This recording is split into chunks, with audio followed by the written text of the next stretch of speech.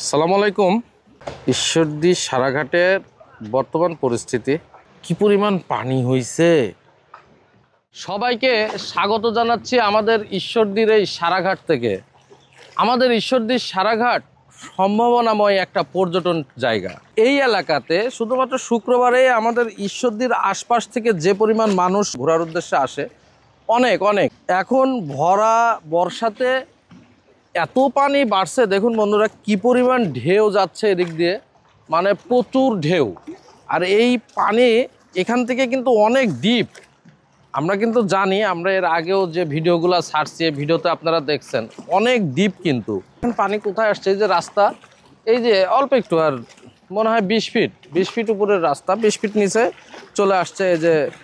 আর ঢেউ, আমাদের সারাঘাটের এই ব্লকটি অনেক শক্তিশালী, আশা করি কিছু হবে না।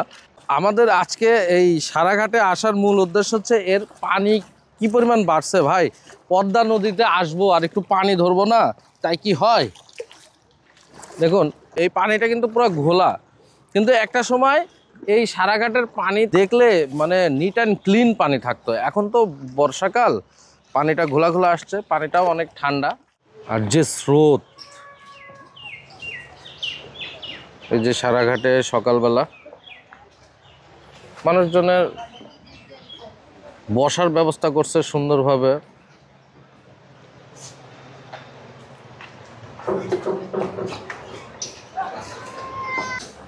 আমি নওগাঁর কাছে যাতে পানি কোথায় চলে আসছে, এই জায়গা চলে আসছে পানি, অথচ এর নিচের মাঠের মতো ছিল, আবার ওর নিচে পাথর দেওয়া ছিল, তার নিচে পানি ছিল।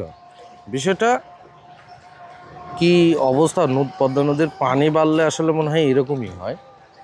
এই দেখুন, এই যে রাস্তা আর এই যে পানি, মানে কত দ্রুত এই পানিটা বাড়ছে। আমি আসলে দেখানোর চেষ্টা করছি যে এই পানিটা মানে কি পরিমাণ বাড়ছে। অনেকে ভিডিও করছে যে তারা দেখাইছে আসলে পানি বাড়ছে, কিন্তু কি পরিমাণ বাড়ছে আমি আসলে বোধগম্য ছিলাম না, যে কারণে আমার কিউরিসিটি থেকে আমি চলে আসছি এই সারাঘাটে। দেখুন একটা নৌকা, এই যে